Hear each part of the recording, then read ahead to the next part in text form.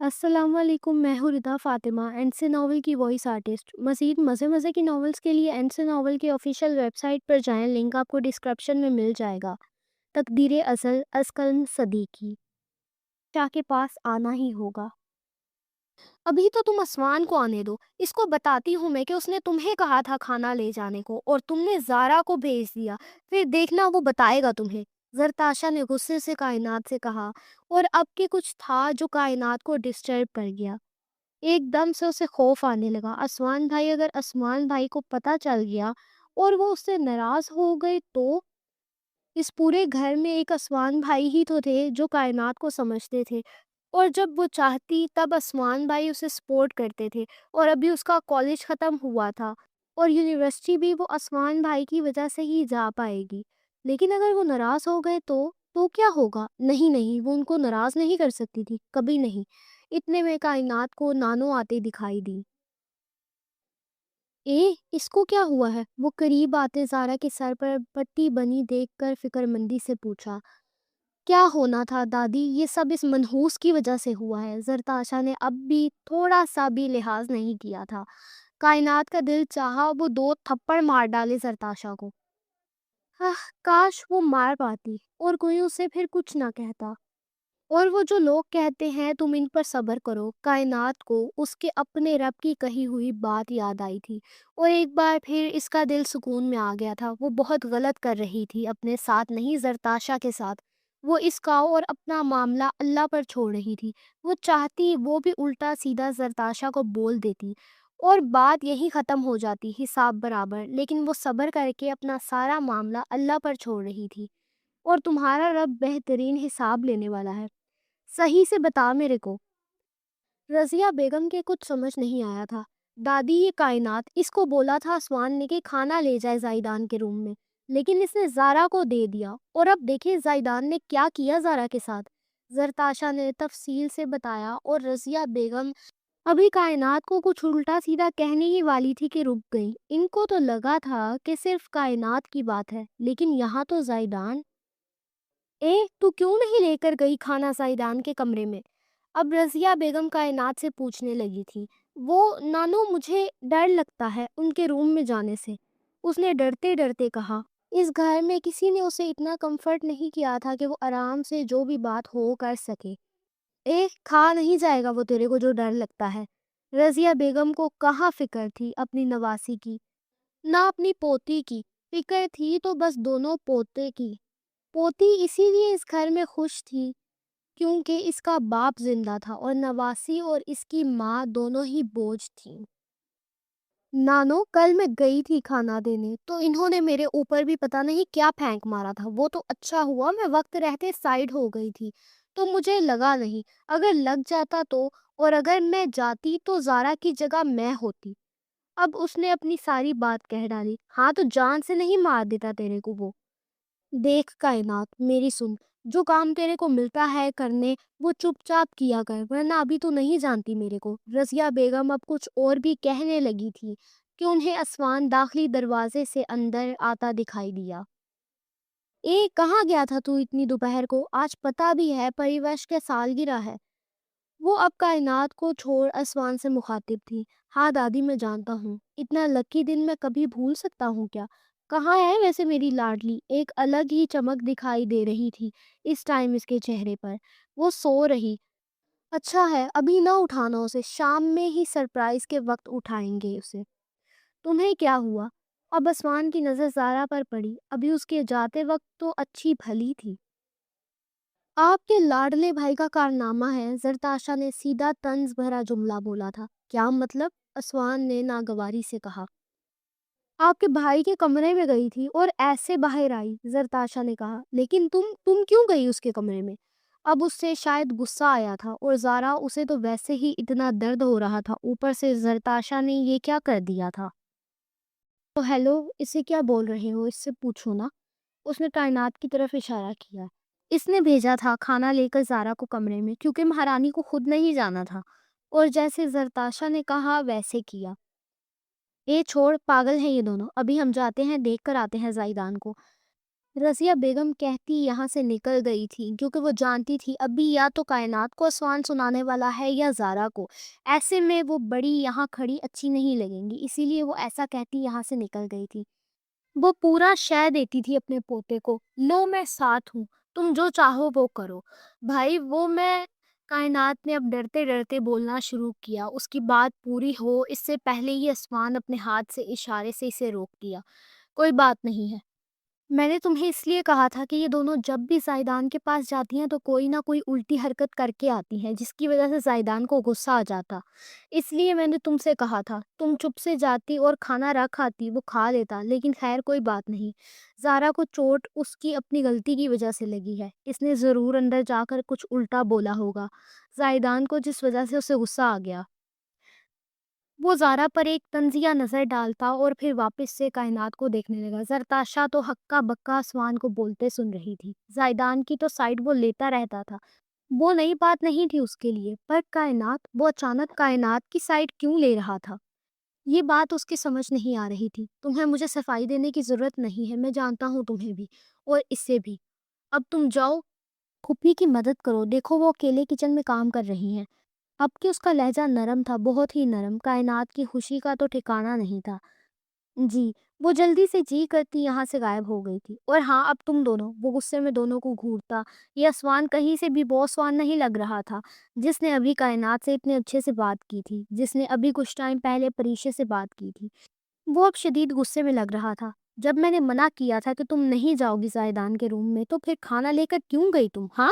وہ بہت تیز زارا کے اوپر دہاڑا تھا۔ زارا نے ڈر کے مارے اپنی آنکھیں میچ لی تھی، ایک تو سر میں درد، اوپر سے اسوان کا چلانا۔ او ہیلو، اس پر کیوں چیخ رہے ہو؟ میں نے کہا نا کائنات نے بھیجا تھا اسے۔ زارا چپ تھی تو کیا، اس کی بہن تو تھی نا۔ ہاں، اور جیسے کہ میں تم دونوں کو جانتا نہیں ہوں نا، اس نے بولا اور یہ چلی گئی۔ تم دونوں کو میں لاسٹ بار سمجھا رہا ہوں، زائدان سے دور رہو، اور ہاں کائنات سے بھی۔ کہیں ایسا نہ ہو کائنات کو پھنسانے کے چکر میں تم لوگ خود ہی پھنس جاؤ۔ وہ کہہ کر رکا نہیں تھا، سیدھا اندر پریواش کے روم کی طرف چلا گیا۔ ہاں، دیکھ لو اس سنگ کی پاگل کو، اور تمہیں یہ چاہیے؟ زرتاشا نے اکڑ کر کہا۔ چپ کرو زرتاشا، تم نے سب خراب کر دیا ہے۔ اب میں آسمان کے دل میں اپنی جگہ کیسے بنا پاؤں گی یار؟ وہ روتی بھلتی اپنے روم کی طرف چلی گئی۔ ایک تو درد، اوپر سے اسوان کی باتیں، وٹ ایور، اسے کہاں فرق پڑنا تھا؟ اسے بس لڑنے میں مزہ آتا تھا۔ اپنی بہن کی اتنی فکر تھی نہیں اس کو جتنا وہ دکھاتی تھی۔ ابھی وہ اپنے محلے میں داخل ہوئی ہی تھی کہ رشیدہ خالہ نے اسے پکڑ لیا۔ آج پھر اسوان کے ساتھ آئی ہو نا؟ نہیں دادی، پریشے نے صاف منہ پر جھوٹ بولا۔ جھوٹ مت بول، وہ آنکھیں سکیڑ کر اسے دیکھتی بولی۔ یہ محلے کی سب سے بزرگ خاتون تھی، بچپن سے لے کر اب تک یہی موجود تھی۔ محلے کی ہر چھوٹی سے بڑی بات کا علم انہیں ہوتا تھا، اور محلے کے سب ہی لوگ انہیں صرف دادی کہتے نہیں مانتے بھی تھے۔ اور اسوان کے بارے میں تو محلے کے سب ہی لوگ جانتے تھے۔ اسوان نے 2 سال پہلے پریشے کے گھر میں رشتہ بھیجا تھا، اور جب اس چھوٹے سے محلے میں کسی امیر گھر سے رشتہ آئے تو شور نہ ہو، ایسا تو ہو ہی نہیں سکتا تھا۔ اسوان کے رشتے کی خبر محلے کے سبھی لوگوں کو ہو گئی تھی، اور پھر کیا ہوا؟ سب کے اتنے بولنے کے باوجود پریشے نے رشتے سے یہ کہہ کر انکار کر دیا کہ اسے ابھی پڑھنا ہے۔ واقعی 2 سال پہلے تو بہت چھوٹی تھی، یونی میں ایڈمیشن ہی لیا تھا کہ رشتہ آیا، سو گھر والوں نے بھی پریشے کی بات مان لی اور انکار کر دیا۔ تب اسوان نے کہا تھا کہ میں انتظار کروں گا، لیکن شادی تو پریشے سے ہی کروں گا۔ تبھی محلے والے سمجھ گئے تھے رشتہ ایسے ہی نہیں آیا تھا، اسوان پسند کرتا پریشے کو۔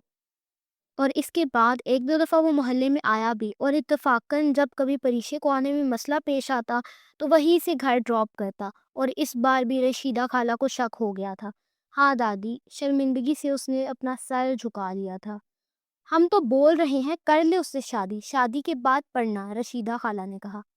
آپ بھی جانتی ہیں اور میں بھی، شادی کے بعد صرف ذمہ داریاں ہوتی ہیں، پڑھائی نہیں۔ جیسے ہی میری پڑھائی ختم ہوگی میں کر لوں گی اس سے شادی۔ اچھا جا، اب گھر جا، آرام کر، رشیدہ خالہ اپنے مسئول انداز میں کہتی واپس سے اپنے کرسی پہ جا کر بیٹھ گئی۔ وہ ایسے ہی سارا دن اپنے گھر کے باہر کرسی لگائے بیٹھی رہتی تھی۔ اچھا دادی، خدا حافظ۔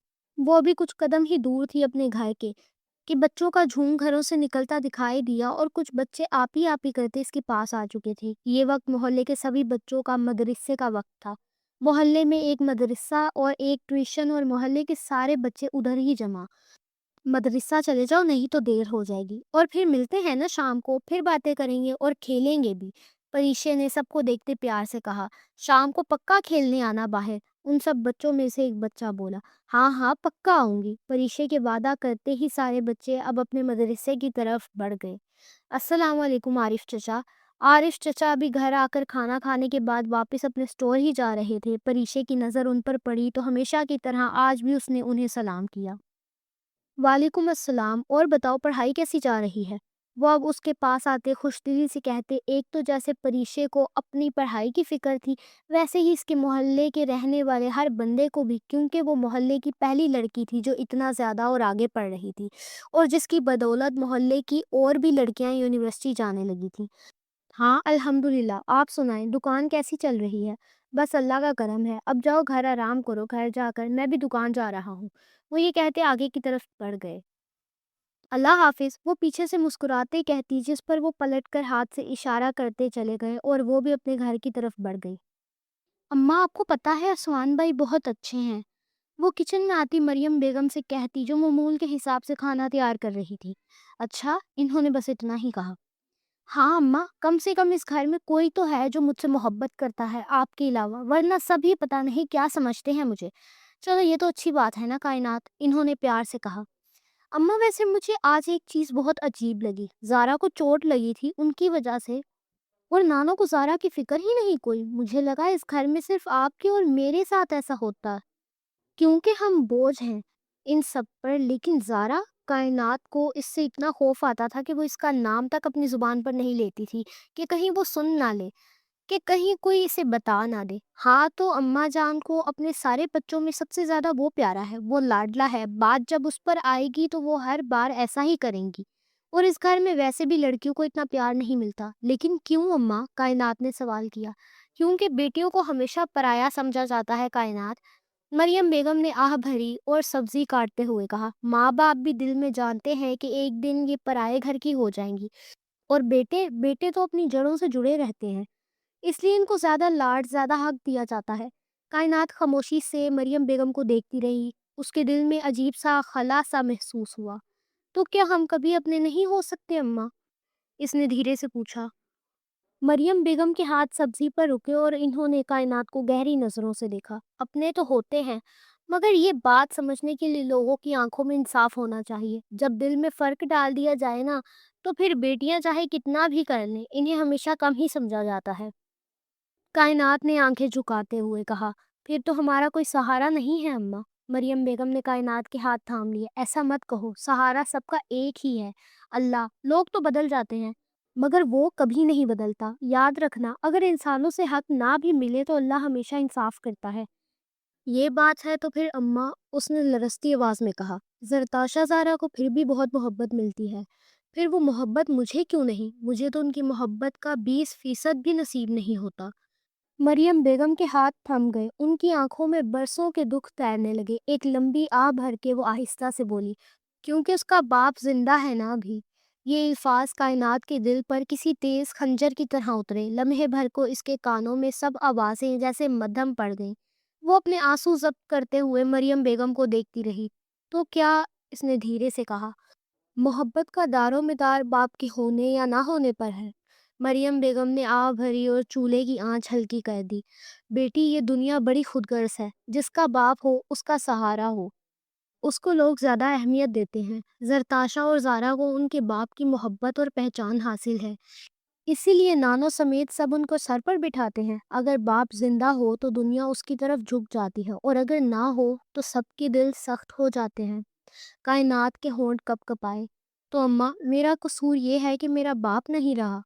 मरियम बेगम की आंखों में आंसू भर आए। कसूर तुम्हारा नहीं है कायनात, ये सब लोगों की सोच का कसूर है।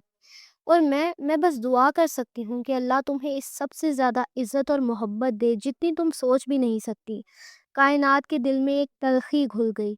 इसने आहिस्ता कहा, यानी अम्मा, मैं हमेशा अकेली रहूंगी, किसी के लिए भी खास नहीं बन सकूंगी। मरियम बेगम ने इसके आंसू पोंछे और कायनात को सीने से लगा लिया। नहीं मेरी बच्ची, तुम अल्लाह के लिए सबसे खास हो। याद रखो, जब लोग साथ छोड़ देते हैं ना, तब अल्लाह और करीब हो जाता है। बस सब्र करो, ये जो वक्त है ये बदल जाएगा।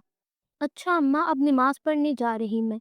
کائنات مریم بیگم سے الگ ہوتی اپنے روم کی طرف بڑھ گئی۔